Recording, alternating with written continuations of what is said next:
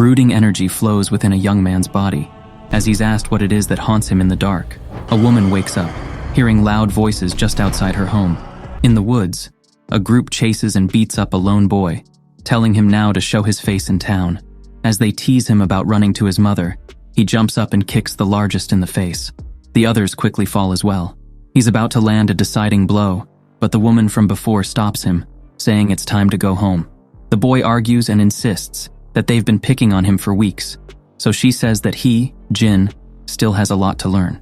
Back at home, his mother says he's being picked on, because those kids know that they're never leaving their tiny village, while he's meant for more in this life.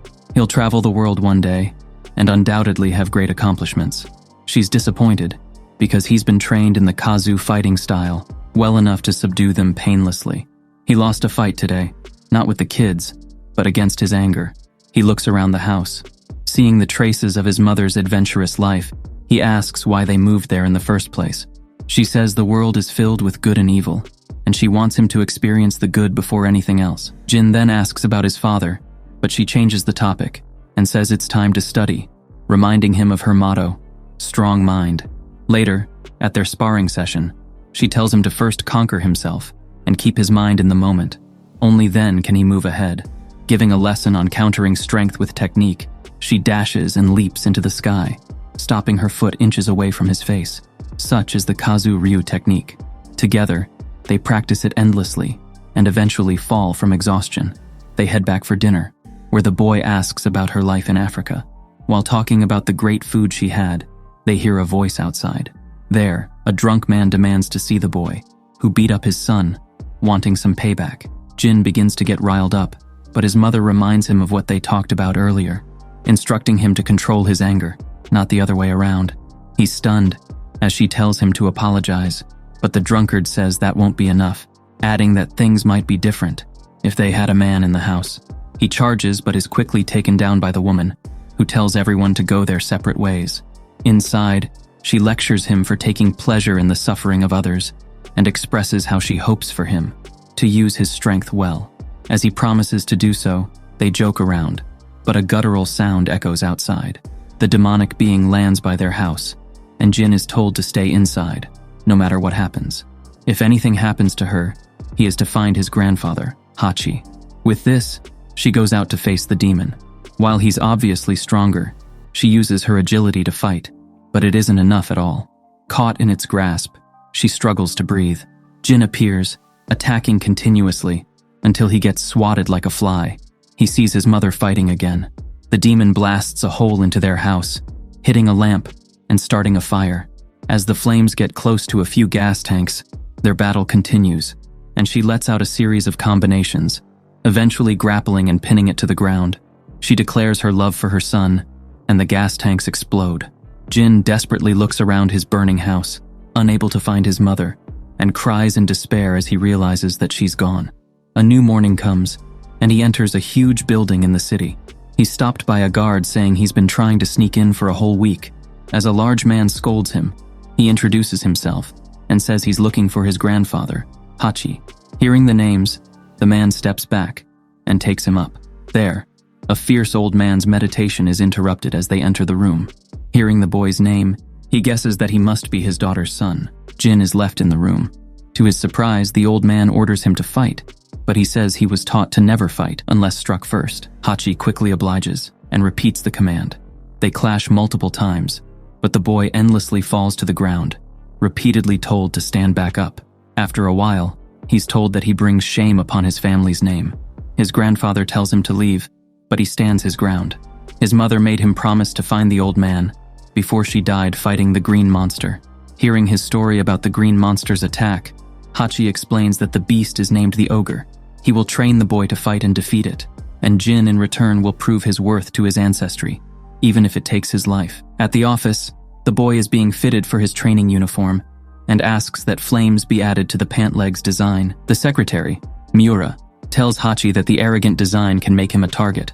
While the old man says his name alone will do that, he accepts the woman's suggestion and tells the boy that everything there must be paid for with blood and sweat. They head to a different floor and begin his training. The Kazu style he was taught serves as a foundation, but it's nothing compared to the Mishima style. Hachi points to a couple of lanterns nearby and says his father, Jinpachi, gave them to him as a gift, breaking one with his bare hands, as a demonstration of their family's power to build and destroy. With this, he vows to break the boy and build him back up from scratch, as it's the only way to beat Ogre. Should he wish to give up, he's told to remember his poor mother and how helpless he was. For the first lesson, he's told to fight only with his upper body, while his opponent can do whatever he wants. When he satisfies his grandfather's standards, they're to move on to his lower body, using kicks, sweeps, and knees. Jin falls time and time again, commanded to keep standing like nothing happened. Eventually, they will move on and combine all his techniques, ingraining the Mishima style into every fiber of his being. Moreover, he will be conditioning his body, to the point that his defensive techniques will be as painful as his offensive. They do this endlessly, destroying the boy's body with sparring and conditioning drills. At some point, the old man strikes him hard. While he's brought to his knees, he doesn't fall completely. As such, he's told to show how strong he's become and demonstrate his breaking ability by destroying a stone slab. He tries to chop it down, but grimaces in pain as his hand nearly breaks. Marking the end of their training, Hachi stacks several more slabs and breaks it all in one go, saying his style will destroy what Kazu's style cannot. The boy is told to clean up, as he'll be attending a dinner meeting. Later, he's instructed to order whatever he wants, as long as it's healthy, reminding him of his mother's motto, strong mind, strong body. The guest arrives, proudly saying that they've found what he's looking for.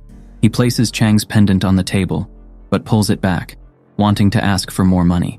Rejected, he says he'll find another buyer, to which Hachi tells his grandson to use his fists and take the pendant from the trashy dealer. He readily gets up, quickly overpowering the man. His grandfather noticed how he hesitated to finish the job, and says that hesitation probably killed his mother, adding that it would not help defeat Ogre. He must purge his Kazu pacifism and stoke the Mishima fire in him. Hachi takes the pendant and tells Miura to have their scientists examine it, wanting to know if the artifact can detect spirits such as Ogre. Handing him a tablet, she says that more fighters have vanished recently, including Li, Beck, Wang, and King.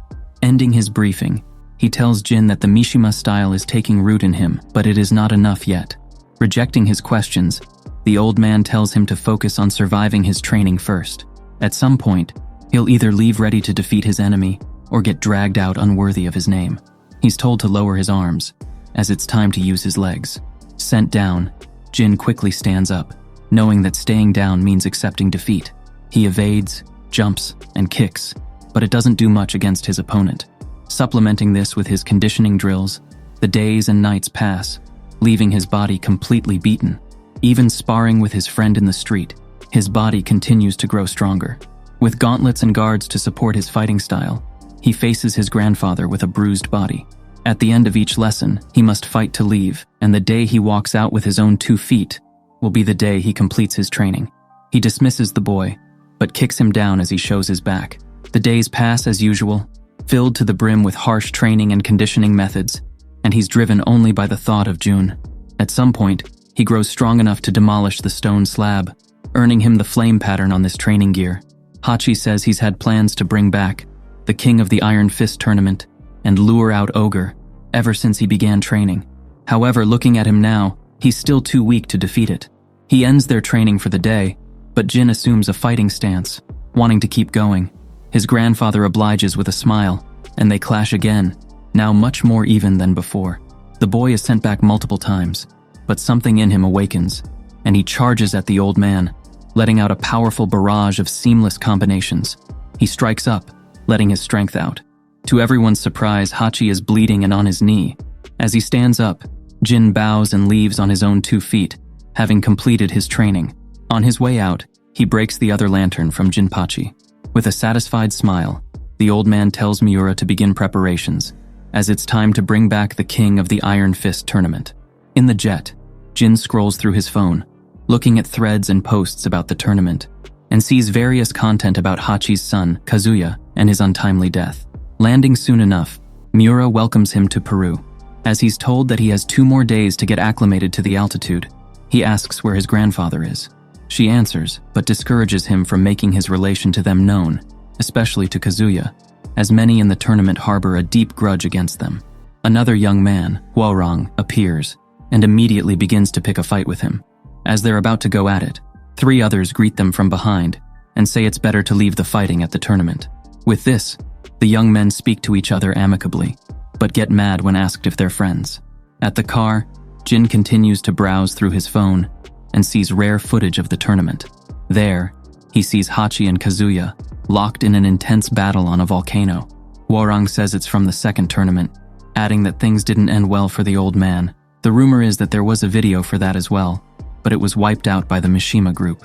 Until that fight, the only person that could match Kazuya was the man in the front seat, Paul. A lot of people assume that the powerful upstart was simply killed, an order from Hachi himself. As they talk about how heinous the two are, Miura suggests that they look at the scenery instead of speculating about the host. They arrive and are welcomed to the tournament.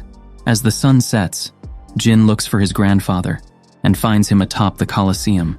If Ogre feeds on the energy of fighting, then the King of Iron Fist will be irresistible. His job is to survive long enough to face the demon. The boy assures him that he plans to win, then asks what happened to his father in the last tournament. Rejected, he's ordered to focus on the task at hand, instead of being distracted by matters of the past. At night, the participants are all gathered and welcomed, with the entire thing being broadcast throughout the country. Hachi is called forth and makes a flashy entrance. He greets the esteemed masters and fighters, saying it's time for one of them to become the best of the best. Tonight, they feast and celebrate, but tomorrow, they fight. As the others take part, Jin sees one of the women he was with in the car leave. He follows, but a large man blocks his path, sharing the rumor that he trained directly under Hachi. Without hesitation, he confirms it and reveals his identity. The man attacks, but he blocks and walks away, hoping to see him in the ring.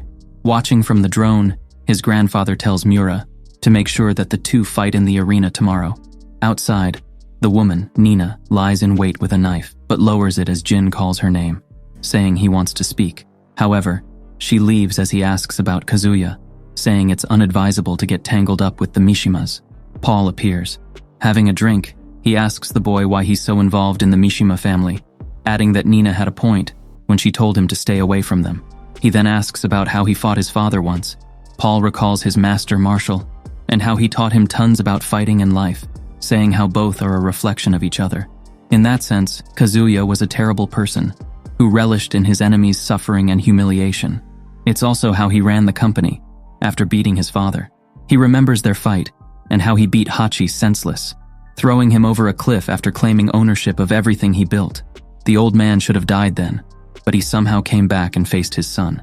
At the second tournament, he completely annihilated Kazuya in every aspect, and it wouldn't be a surprise if he killed him. Putting the grim discussion to a stop, the fighters bid each other farewell. The next day, Jin visits his grandfather's vehicle, asking the bodyguard to step away. Hachi is busy preparing for the tournament, but as the boy insists, he tells his people to handle the rest. There, the young man asks if he killed his father. Without a trace of hesitation, the suspicions are confirmed. Expounding, Kazuya was truly evil, with his blood poisoned by the actual devil.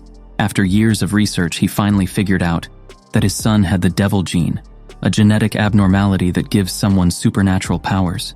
He had always been evil, but his hatred for the old man was what ultimately awakened the gene. While it gave him unparalleled strength, the evil gene also took over his body completely. The origin of it is unknown, but the boy certainly has it. Ogre responds to such power, and its assault on their home must have been caused when it sensed the power in Jin's body. As he remembers how he fought the group of bullies, the boy realizes that he's the reason his mother died. Hachi tells him to honor her sacrifice and take the demon down. Leaving the boy alone, Miura provides updates, saying the prepared holding cell should be able to contain Ogre. Satisfied, he leaves it in his grandson's hands to lure the demon out into the open. As Jin meditates, a girl named Shin grabs his attention. Seeming to be close, he asks what she's doing there. After joking around, she says she arrived late and wonders why he's still there, despite his match coming up next. As she shares how his opponent is a swift kung fu fighter, he realizes that it's Leroy, the man who provoked him. Everyone watches in anticipation as the next fight is introduced. They face each other, and the match begins. with Hachi watching meters away. The others observe as well, getting front row seats to their primary exchange of blows. A combo sends Jin flying, but he remembers his mother's pained face. He charges and sends his foe down with his own combination. The fight grows more intense as Leroy is driven by his hatred for Hachi. It doesn't take long before he's on his knee, panting from pain and exhaustion. However, he refuses to give up, forcing his opponent to break his leg and end the game. Jin wins the match, but walks away without greeting his friends. Later, Huorong points out that he's learned much from the Mishima brand, for better or worse. They all have a personal reason for being there, but it's not a reason to mangle someone's body. Just then, the next fighters are called, and the two young men head out. As the matches progress, it's finally Shin's turn, and will be up against Nina, a known mercenary. She blatantly makes fun of the woman right in front of her. As the match begins, the mercenary immediately charges in, but is still met with the little girl's annoying mocking. Watching from the side, Hachi points out that she's different from Jin because she spends her time strategizing instead of feeling sorry for herself. A seasoned fighter can easily tell that she's draining her opponent's stamina, compensating for her own lack of power. Nina lets out a series of strikes and raises the girl over her shoulder. Immediately capitalizing on her grogginess, the assassin attacks her core and grapples to snap her back. Suddenly, Jin spins out and counters, sweeping her feet off the ground and following with a combo that places her on her foe's shoulders. Nina falls as her head receives a powerful blow, and the young girl is announced as the winner by knockout. The crowd goes wild, but the winner simply laughs at the loser, who's still on the ground. The other players watch her closely as the day of fighting ends. Later, Jin visits Leroy's recovery room, but finds his bed empty. He finds him outside with his dog, who begins barking at the young man. Surprised by the victor's appearance, he asks what he wants and says his leg is completely broken. He'd be lucky to be able to walk, let alone fight again. The boy recommends changing his fighting style to compensate, but the gesture is met with sarcasm. Asked why he's checking in, he insists that he isn't one of Hachi's thugs, adding that he has a personal reason for having been trained by the old man himself. Everyone in the tournament has a personal reason for being there. However, he says that Jin's environment has blinded him from seeing who's good and bad. Like others, he'll just be used by the Mishimas and lose everything he has. Since he's there, worried about his opponent's leg, it seems like he wasn't taught how to act like a Mishima. Just then, Hachi appears. Agreeing with the statement, he says that the boy should be preparing for his next fight, instead of wasting time with him. As they turn to leave, Leroy vows to take revenge, but the old man says that a loser isn't even worthy of his time. Later, he questions his grandson's actions, asking if his mother would have checked on Ogre had she defeated him. The young man is reminded that all his fights in the tournament are meant to bring him one step closer to defeating his target. To win the King of Iron Fist and avenge his mother, he's to shed every ounce of weakness she instilled.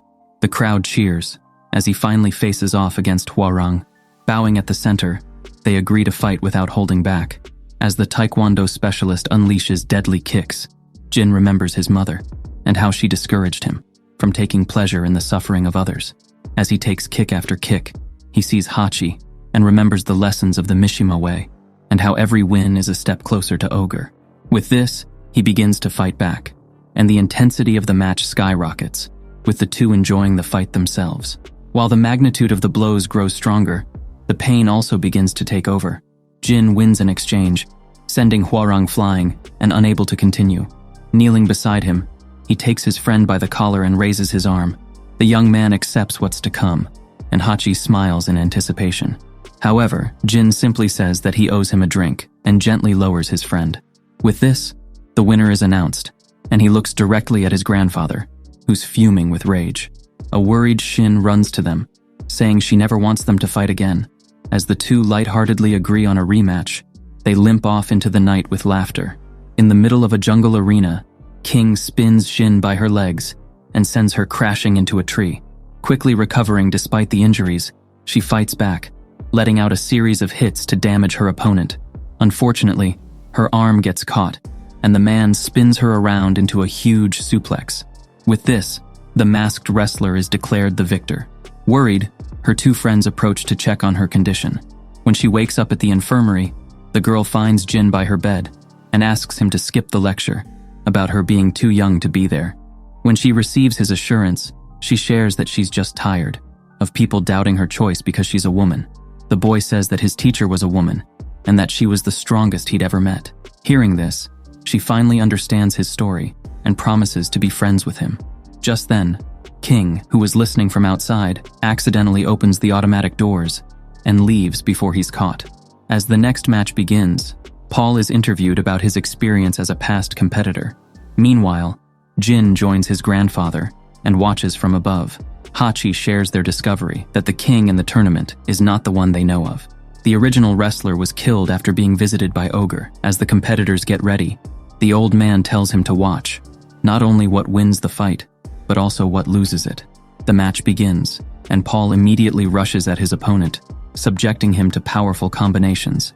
The masked fighter withstands the blows and counters to send the man back. The fighters land blow per blow, but the wrestler catches his enemy's leg. King locks his body up, lifting his body to his shoulders and jumping up to smash Paul into the ground. With this, the man who almost won the tournament before was knocked out by an unknown newbie.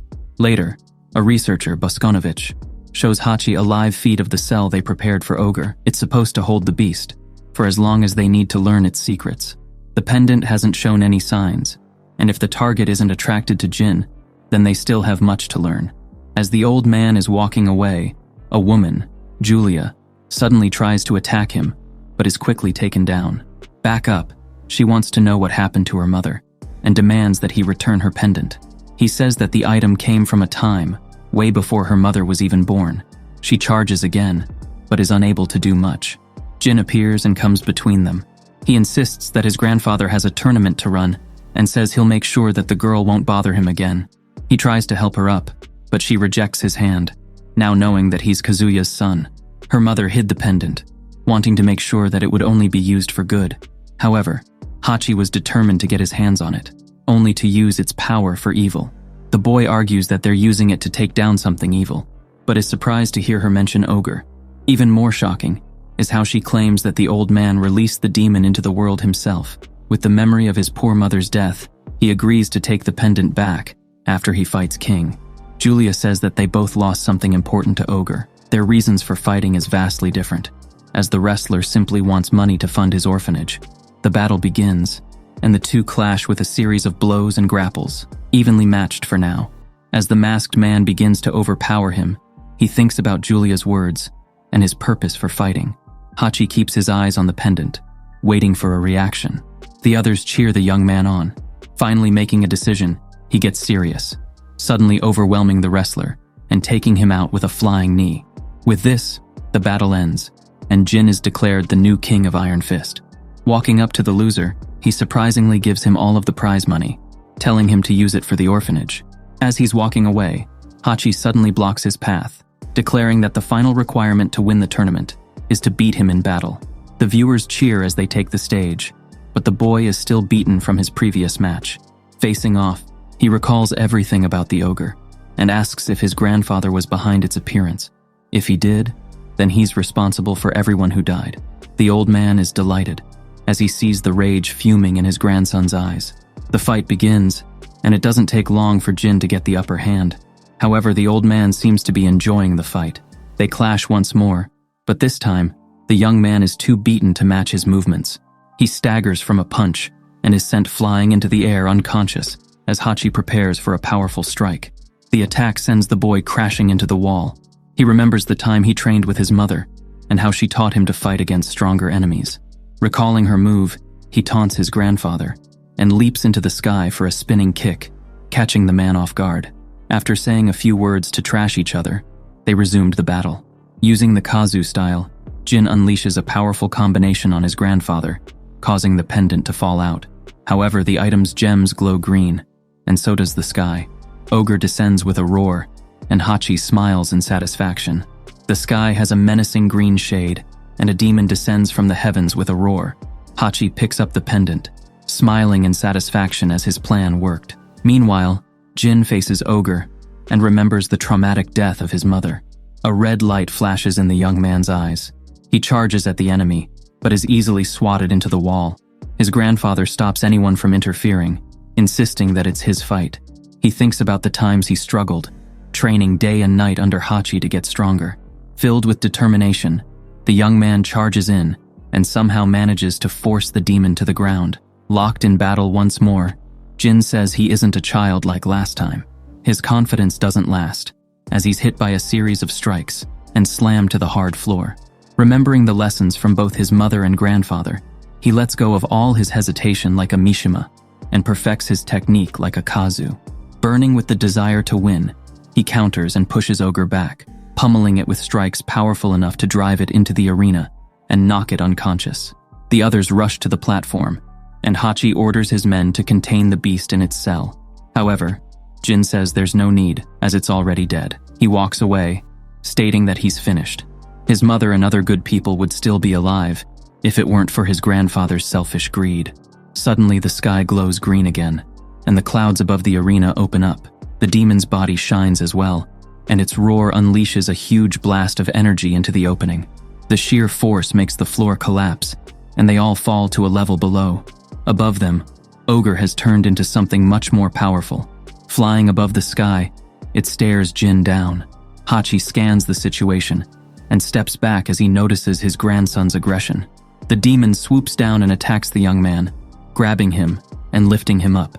Hworang comes to his rescue, forcing the beast to let go, but getting kicked away shortly after. Paul provides backup, pushing the beast back with a powerful punch, allowing Shin to follow through. It doesn't take long for them to be swatted away. Jin remains unmoving on the ground, aware that his friend is about to die, but unable to move his body. He remembers his mother again, and realizes that the way she died is exactly what's going to happen to Shin if he doesn't move. The lessons of his teachers contradict each other, with the Kazu way emphasizing control, and the Mishima way encouraging his emotions to take over. Hachi smiles in satisfaction as the boy stands up again. Taunted by the fire burning in him, Ogre throws the girl away, and something sinister wakes up in Jin's eyes. It's the devil gene. Empowered, he strikes and taunts the enemy. The demon flies and charges at him with its huge horns, but he quickly gets up and attacks again. The sheer force of their blows sends waves of energy flowing throughout the arena. A barrage of fierce strikes hit the beast directly. It wobbles back from the sudden burst of pain, but Jin grabs it by the chin and pulls it in for a skull-crushing headbutt. With this, Ogre falls and explodes in another flash of green light, this time clearing the sky of the dark energy covering them. With the battle over, the others regroup, praising the young man for achieving what should have been impossible. Hachi adds on, saying he's truly avenged his mother, and is indeed inflicted with the same curse as his father. Jin says he's nothing like the Mishimas. His grandfather agrees, instead deeming him. The old man takes a gun out and shoots his grandson with no hesitation. As the others are incredulous, he says that he simply rids the world of a powerful evil, as the only person capable of protecting them from the devil gene. Deep in a dream, Jin suddenly finds himself on a beautiful and clear plain, looking like the young boy he used to be. He sees his mother, smiling with warmth and kindness like she used to. However, she's on a completely different side, and it's as if she's asking him to come to her. He winces in regret and sees her photo in burnt clothes, back from the day when she died and when he lost his only home. Reaching out to her, he apologizes and crumples the memoirs in his fist. The dream burns as he embraces the rage inside him. Succumbing to the devil gene, a new Jin emerges, looking more demonic than anything they've seen. He dashes to Hachi, grabbing him by the skull and throwing him into the rubble. Quickly following through, he pummels his grandfather's face, ignoring his friend's desperate cries to stop. As he stops for a moment, the old man says that a true Mishima wouldn't hesitate to end things there. Jin takes the pendant from his body and throws it to the others, before smacking the old man away. He looks at Shin with his demonic eyes and flies into the sky, demolishing the mountain that has Hachi's face carved on it. Without another word, he flies away, embracing the evil within.